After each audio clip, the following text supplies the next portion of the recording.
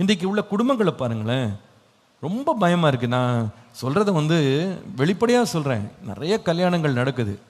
கடந்த 2 மாதத்துலேயே கிட்டத்தட்ட 25 கல்யாணம் 30 கல்யாணம் நமக்கு சர்ச்சில் நடந்துருச்சு. வாரந்தோறும் கல்யாணம் தான். ஆனால் அந்த கல்யாணங்கள்லாம் முடிச்சு ஃபோட்டோவில் நிற்கும்போது ஜெபத்தோடு தான் நிற்கிறோம். ஆண்டவரே, இந்த சிரிச்ச முகம் கடைசி வரைக்கும் காக்க போறட்டப்பா, இந்த குடும்பங்கள்லாம் எதுவும் பிரச்சனையாகி என்கிட்ட வந்துடக்கூடாது அப்படின்னு ஜெபம் பண்ணுறேன். ஏன்னா என்ன பார்க்குறேன்னா, இன்றைக்கி நம்ம பிள்ளைகளுக்கு ரொம்ப ஷார்ட் ஃபியூஸ் இருக்கிறத பார்க்குறேன். ஷார்ட் ஃபியூஸ்னால் அர்த்தம் என்னென்னா, நம்ம வீடுகளில் இந்த ஃபியூஸ் கேரியரில் கம்பி மெலிசாக போட்டாங்கன்னு வச்சுக்கிடுங்களேன், ஒரு மிக்ஸி ஆன் பண்ண டடக்குன்னு நின்றுடும். அப்படி பார்த்தீங்கன்னா ஃபியூஸ் கேரியரில் ஃபியூஸ் போயிடுச்சுன்னுவாங்க. அதுக்கம்மா கம்பி கட்டி மாற்றி அதுக்கம்மா தான் என்ன ஆகும், அந்த மிக்ஸி ஓடும். ஒரு கிரைண்டர் ஆன் பண்ணால் பட்டுன்னு ஆஃப் ஆகிடும். ஏன்னா அந்த ஃபியூஸு போயிடும். சில வீடுகளில் இப்போ ஃபியூஸ் கேரியர் போடுறதில்ல, அதுக்கு பதிலாக என்ன பண்ணுறாங்கன்னா பிரேக்கர்னு வச்சுருக்காங்க, சர்க்கியூட் பிரேக்கர்னு வச்சுருக்காங்க. இந்த பிரேக்கர் பார்த்தீங்கன்னா ஒரு ஏர் கண்டிஷனர் நீங்கள் பிரேக் நம்ம ஊரில் ஏர் கண்டிஷனர் ஒன்று நீங்கள் போட்டிங்கன்னா அந்த ஏர் கண்டிஷனருக்கு குறைஞ்சது 20 ஆம்ப்ஸ் பிரேக்கர் போடணும், 20 ஆம்ப்ஸ் போடணும். ஆனால் சில பேர் என்ன பண்ணுவாங்கன்னா 10 ஆம்ப் பிரேக்கரை போட்டு விட்டு ஆன் பண்ணி காமிச்சிட்டு போயிடுவாங்க. எல்லா பக்கம் லோடு ஏறிச்சுன்னா கொஞ்சம் நேரத்தில் இந்த பிரேக்கர் என்ன ஆகிடும், போட்டு தலை கவுந்துடும். அது ஓடின ஏசி ஆஃப் ஆயிரும், நம்ம வேர்க்க ஆரம்பிச்சிடும், புழுங்க ஆரம்பிச்சிடும், திருப்பி ஆன் பண்ணணும். அது நிறைய வீடுகள் இந்த மாதிரி அப்பப்போ பிரேக்கர் ஆஃப் ஆயிடுது, பாஸ்டர் ஆன் பண்ணி விட வேண்டியிருக்கு. ஃபியூஸ் எகிரிடுது.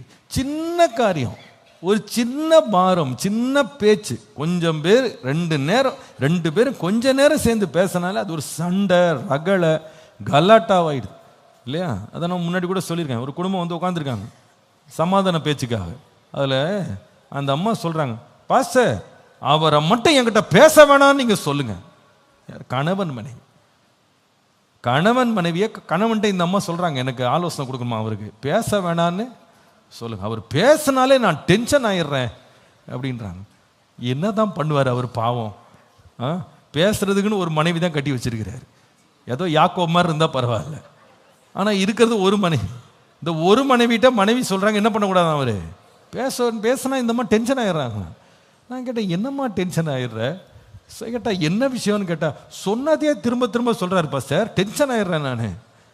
டென்ஷன் ஆகி பாத்திரம் எல்லாம் பறக்குது, வீட்டில் சட்டி பானெல்லாம் நெளிஞ்சு போகுது. ஆச்சரியமா இருக்கு. இதை ஒரு சின்ன தாங்கி கொள்றத கூட என்ன பண்ண முடியல. இன்னைக்கு சகிப்புத்தன்மை அப்படின்றது இன்னைக்குள்ள பிள்ளைங்களுக்கு ரொம்ப குறைவா இருக்கு. கணவன் மாதிரி சொல்லவே வேணாம் இந்த காலத்துல, ஊன்னா போதும் வீட்டையே கொளுத்தி விட்டுருவாங்க. அந்த மாதிரி பெரிய ஊரே கேட்கிறபடி ஒரு பெரிய பிரச்சனையா. இதெல்லாம் ஏன்னு சொன்னா அந்த சகிப்புத்தன்மை இல்லை. குடும்பத்தில் அந்த சகிப்புத்தன்மை ரொம்ப ரொம்ப தேவை. வேதம் சொல்லு, ஒருவரை ஒருவர் என்ன செய்யணும், தாங்கி கொள்ளணும், ஒருவரை ஒருவர் சகித்து கொள்ளணும். அந்த சகிப்புத்தன்மையை வளர்த்து கொண்டால் தான் குடும்பம் ஜெயமாக முன் செல்லும். அதில் சில காரியங்களை நம்ம கவனித்தோம். இந்த சகிப்புத்தன்மையை ஒருத்தருக்கு ஒருத்தர் வளர்த்து கொள்ளணும்னா, முதலாவது நான் பேசினேன், ஒருவருக்கொருவர் உள்ள வித்தியாசங்களை முதல்ல கண்டுபிடிக்கணும். எல்லாரும் சொல்லுங்க, என்ன பண்ணணும்? வித்தியாசங்களை கற்றுக்கொள்ளணும். கணவனை போல மனைவி இருக்க மாட்டாங்க, மனைவியை போல சொல்லுங்க கணவன் இருக்க மாட்டாங்க. மேட் ஃபார் ஈச் அதர்னு போர்டு வேணா போடலாம்.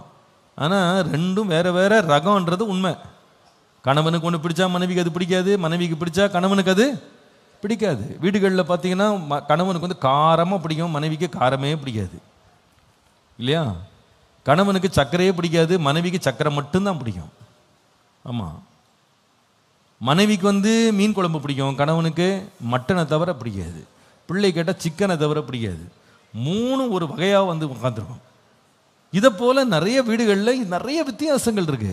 இந்த வித்தியாசங்கள் ஆகார விஷயம் மாத்திரம் இல்லை, ஈவன் நடைமுறையில் அநேக விதமான அவர்களுடைய பழகும் விதம், அவர்களுடைய கலாச்சாரத்தில், அவங்க குடும்பத்தின் கலாச்சாரத்தில் நிறைய டிஃப்ரென்சஸ் இருக்கு. இப்போ வெளியே பார்க்கும்போது நம்ம ஒரு பெண்ணையோ ஒரு ஆணையோ அவங்க ஒரு ஆளாக நம்ம பார்க்குறோம். ஆனால் நமக்கு தெரியல அந்த ஆளுக்கு பின்னால் எவ்வளோ கலாச்சார மாற்றங்கள் இருக்குன்றத நம்ம உணர்றோம் இல்லையா?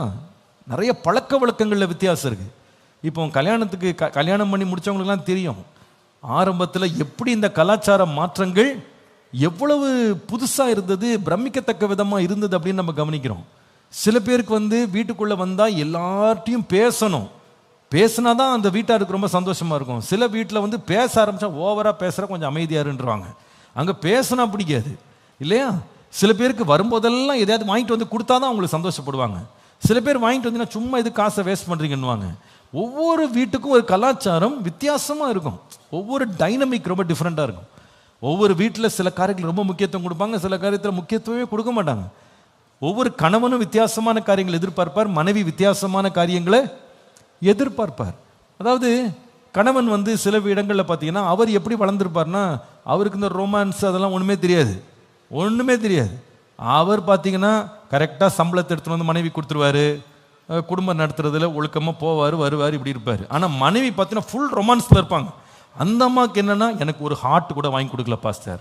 இவர் கேட்குறாரு, ஏற்கனவே ஒரு ஹார்ட் இருக்கே அவளுக்கு, நான் எதுக்கு ஒரு ஹார்ட் அவளுக்கு வாங்கி கொடுக்கணும்? ஆனால் அந்த அம்மாவுக்கு வந்து மாதம் சம்பளம் கொடுக்கறதெல்லாம் பெருசாக தெரியாது. என்ன வாங்கி கொடுக்கல? ஹார்ட் மாதிரி ஒரு கார்டு வாங்கி கொடுக்கல. என் ஃப்ரெண்டுக்கெல்லாம் கொடுக்குறாங்களாம், அவங்க ஹஸ்பண்ட்லாம் கொடுக்குறாருன்னு அவங்க சொல்கிறாங்க அப்படின்னு அந்த பொண்ணு அவள் என்ன பண்ணிக்கிறா, ரொம்ப சலிச்சுக்கிறா. ஒரு ரொமான்டிக்காகவே இருக்க மாட்டேங்கிறார் பாஸ்டர். அவர் ஒரு ரொமான்டிக்காகவே அவர் வந்து பழக மாட்டேங்கிறாரு. நாங்கள்லாம் ரொம்ப ரொமான்டிக்காக இருக்கோம். எப்பா அதுதான் அவரு, இதுதான் நீ. ரெண்டு பேரும் ஒருத்தருக்கு ஒருத்தர் என்ன பண்ணணும், கொடுக்கல் வாங்கல்ல வித்தியாசங்களை கண்டுபிடிச்சி, சரி நான் சொல்லுவேன், எப்பா அவள் தான் ஏதோ கேட்குறாள், ஒரு ஆர்ட் தானேப்பா, 20 ரூபாய்க்கு வாங்கி கொடுத்துறான்ப்பா, ஒரு தலானியாக வாங்கி கொடுத்துரு, அது வச்சுக்கிட்டோம். இவர் உடனே அதுக்கு எதுக்குப்பா, சரி இதெல்லாம் உலக பிரகாரமாக நம்ம இருக்கக்கூடாது. இது என்ன தலானி, வீட்டில் பெரிய தலானியை வாங்கி வச்சிருக்கேன், இந்த குட்டி தலானி வச்சு அவள் என்ன பண்ண போறா, தலைக்கும் வைக்க முடியாது, காலுக்கும் வைக்க முடியாது, அதுக்கு ஒரு 400 ரூபா போடுறான்ப்பா சார், அதில் ஒரு பிரயோஜனம் கிடையாதுன்னு அவர் சண்டைக்கு வர்றாரு. அவனும் எப்போ பரவாயில்லப்பா, அவள் தான் விரும்புகிறானா வாங்கி கொடுத்துறான்ப்பா. அப்போ என்னன்னா, சரி மனைவியினுடைய விருப்பத்திற்கு ஏற்ற விதமாய் கணவன் என்ன செய்யணும் சொல்லுங்கப்பா, வாய் திறந்து. இவ்வளோ நேரம் கத்தி பேசுகிறேன், இப்படியே பார்த்துக்கிட்டு இருந்தா என்ன அர்த்தம்? நானே கேள்வி கேட்டு நானே முடிச்சா எப்படி இருக்கும் சொல்லுங்க? அப்போ மனைவிக்கு ஏற்ற மாதிரி கணவன் என்ன செய்யணும், கொஞ்சம் மாறி கொஞ்சம் இணங்கி போயிடணும், அவ்வளோதான். அதே போல மனைவியும் கணவனுக்கு ஏற்ற மாதிரி என்ன பண்ணணும், கொஞ்சம் மாறி கொஞ்சம் இணங்கி போனால் நான் இருக்கிறபடி தான் நான் இருப்பேன் அப்படி சொல்லக்கூடாது. அந்த வித்தியாசங்களை கண்டுபிடிச்சிட்டு, சரி இதுதான் உங்களுக்கு பிடிக்குதா, சரி நம்ம அப்படி இருந்துக்கிடுவோம், அப்படி நம்ம செய்வோம் அப்படின்னு நம்ம கொஞ்சம் மாறி செய்கிறதுல ஒரு தவறுமே இல்லை, இல்லையா? இப்போ பாருங்க, நான் இங்கே பாருங்க, இதே தான் யூனிஃபார்ம் எனக்கு. இது ஞாயிற்றுக்கிழமையும் சரி, எல்லா நாளும் சரி, இந்த ஒயிட் அண்ட் ஒயிட். உங்களுக்கெல்லாம் பார்க்கறதுக்கு ஒன்றும் தெரியல, ஆனால் என் மனைவிக்கு என் மகனுக்கும் இதை பார்த்தாலே எரிச்சல் ஆகுறாங்க. எப்போன்னா எங்கேயாவது வெளியே போகணுன்னு சொன்னால் இந்த ஒயிட் ஷர்ட், எனக்கு பொதுவாக ஒயிட் ஷர்ட் ரொம்ப பிடிக்கும், நான் ஒயிட் ஷர்ட் ரொம்ப விரும்புவேன். அதாவது நான் இந்த மாதிரி ஒயிட் அண்ட் ஒயிட் போடலன்னா கூட என் ட்ராவல்லாம் ஒரு கலர் பேண்ட் போடுவேன், அது லைட் கலராக போடுவேன். ஒரு ஒயிட் ஷர்ட் போடுறது எனக்கு அது ரொம்ப பிடிக்கும். ஆனால் அவங்களுக்கு அது பிடிக்காது. அவங்க என்ன பண்ணுவாங்கன்னா, நான் வெளியே போகும்போது இங்கே நாங்கள் குடும்பமாக எங்கேயாவது தனியாக போகிறோம், கண்ணுக்கு யார் கண்ணுக்கும் படாமல், உங்கள் கண்ணுக்கெலாம் படமாட்டோம், அந்த மாதிரி நாங்கள் போகிறோம் அப்படின்னா அவங்க ஒரு ஷர்ட் எடுத்து வச்சுருப்பாங்க, இதை போடுங்க, இது உங்களுக்கு ரொம்ப அருமையாக இருக்குது. எனக்கு அது என்னடா இந்த ஷர்ட் எதுக்கு போடணும், இது எனக்கு என்னன்னா, இப்போ எங்கே போய் காப்பி குடிக்க போனாலும் பிரைஸ் தி லார்ட் பாஸ்டர் ஒரு ஆள் வந்து நிற்குது. எனக்கு என்ன பயமா இருக்குன்னா, பாஸ்டர் எப்படி உலக பிரகாரமாக இருக்காருப்ப, சர்ச்சில் ஒரு வேஷம் போடுறாரு, வீட்டில் ஒரு வேஷம் போடுறாரு, வெளியில் பாரு என்ன மாதிரி உல்லாசமாக வாழ்றாருன்னு சொல்லிட போறான்னு எனக்கு பகு பகு பகு பகு பகுன்னு அடிக்கும். என் பையன், daddy what is this, all the time you are wearing white only. நம்ம எல்லாம் ஃபேமிலியாக தானே போகிறோம், மினிஸ்ட்ரிக்கு ஒன்றும் போகல, we are going to our relatives house, நீங்கள் ஒரு நல்ல ட்ரெஸ் நாங்கள் கொடுக்கறது நீங்கள் போடுங்கன்னு. என்ன பண்ணுறது, பிரைஸ் லார்ட் சொல்ல வந்தாலும் பரவாயில்லன்னு அந்த சட்டையை போட்டுட்டு போகிறோம். அந்த நேரம் பார்த்து கரெக்டாக ஒரு குடும்பம் நிற்கும். நம்ம காரை விட்டு இறங்கும் போது, நீங்கள் கேப்ரியல் தாமஸ் ராஜ் தானே? இல்லை, தூரத்துலேருந்து பார்த்தேன், ஆனால் ஒரு சந்தேகம் வந்துருச்சு, இவங்க என்ன சொல்ல வராங்கன்னு எனக்கு புரிஞ்சிருச்சு. ஏன் இப்படி பேச மாதிரி இருக்கேன்னு. ஆனால் நான் ஏன் அதை சில தடவை போட்டுக்கிறேன் அப்படின்னா, அவங்க கொடுக்கறத நான் போட்டுக்கிறேன். ஏன்னா இது என் குடும்ப நேரம், என்னுடைய மனைவி என் பிள்ளை அதை சந்தோஷப்படுறாங்க, அதனால் கொஞ்சம் அந்த நேரம் நான் மாறிக்கிறேன், அவங்கள மகிழ்விக்கிறதுக்காக பண்ணுறேன். ஏன்னா அவங்க எல்லா நேரமும் அது கேட்கறது இல்லை, தனியாக போகும்போது அப்படி கேட்குறாங்க, அதனால நான் என்ன பண்ணுறேன், அதில் மாறிக்கொள்ளுகிறேன். நான் ஏன் இதை சொல்கிறேன்னா, சின்ன காரியம்தான், அதில் வந்து நம்ம ஒருத்தருக்கு ஒருத்தர் விட்டு கொடுக்கும்போது அதில் ஒரு மகிழ்ச்சி, ஒரு சந்தோஷம், ஒரு விஜயம் அதில் வருது. என் மனைவி வந்து கல்யாணம் பண்ணுற வரைக்கும் ஒயிட்டு போட்டதே கிடையாது. அவங்க வளர்ந்த சபையில் அவங்க விசுவாசியாக தான் இருந்தாங்க. ஒயிட்டு போட்ட மாதிரி எனக்கு தெரியல, எந்த ஃபோட்டோலையும் நான் இது வரைக்கும் பார்த்ததில்லை. அவங்க சொல்லுவாங்க, சர்ச்சுக்கு போனாலே பொட்டு புடவை தவிர வேறு எதுவும் கட்ட மாட்டாங்க. அவங்களுக்கு அவ்வளோ பிடிச்சது, அவங்க வீட்டில் அவங்களுக்கு இருக்க ஒரு பொண்ணு எல்லாம் அவங்க அம்மாவுடைய புடவைகள் எல்லாம் அவங்களுக்கு வாங்கி கொடுத்ததெல்லாம் கலர் கலராக தான் போட்டு அவங்க போனாங்க. ஆனால் இங்கே வந்து சேர்ந்தாங்க பாருங்க, இது வெண்புறாவே அப்படின்னு ஒரு கூட்டம் இங்கே. அப்போ இங்கே வந்து சேர்ந்து ஊழியக்காரி ஆன உடனே ஞாயிற்றுக்கிழமை ஆனாலும் எந்த கூட்டமானாலும் ப்ரேயர் ஆனாலும் என்னதுதான் ஒயிட் அண்ட் ஒயிட். அது இங்கே ஒரு டிசிப்ளினில் இருந்தோம். ஆனால் அவங்க என்ன செய்தாங்கன்னா கல்யாணத்துக்கு அப்புறமா அதுக்கு தன்னை அர்ப்பணிச்சுக்கிட்டாங்க. அதில் என்ன இருக்குது, பரவாயில்ல, குடும்பம் தானே, இதில் என்ன இருக்குது, நம்ம குடும்பமாக ஊழியம் செய்கிறோம், அதில் கொஞ்சம் மாறிக்கலாம் அப்படின்வாங்க. எனக்கு வந்து ஒரு கலரில் தான் எனக்கு என் மனைவிக்கு புடவை வாங்கவே எனக்கு தெரியும். அந்த ஒரு கலர் தான். எங்கள் மனைவி வந்து நான் புடவை வாங்க போகிறனாலே அவங்களுக்கு ஒரே கஷ்டமாக தான் இருக்கும். ஏன்னா இவர் இந்த கலரை தவிர வேறு எந்த கலருமே வாங்க மாட்டார். ஆனால் பாவம், நானும் அதே கலரை பல பல ஷேடில் வாங்கி கொடுத்தாலும் போட்டுக்கிட்டு சகிச்சுக்கிட்டு என்னோட வாழ்ந்து ஏதோ காலத்தை ஓட்டுறாங்க. இப்போ அதெல்லாம் ஏன் அப்படின்னா, என்ன பண்ணுறது, புருஷன் ஆகிட்டாரு, வாங்கி கொடுக்குறது என்ன பண்ணணும், போட்டு தான் அவனை வீட்டுக்கு போன பிறகு தான் தெரியும் என்ன ஆக போகுது. சரி ஏதோ ஒன்று. ஆனால் இந்த சகிப்பு அப்படின்றது தேவை.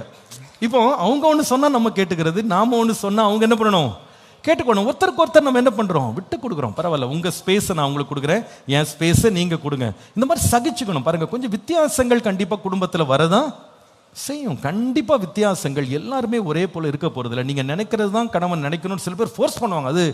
அது மாதிரி மனைவி வந்து என்ன மாதிரியே இருக்கணும் அப்படின்னு நினைப்பாங்க. இருக்க மாட்டாங்க. Everybody is different.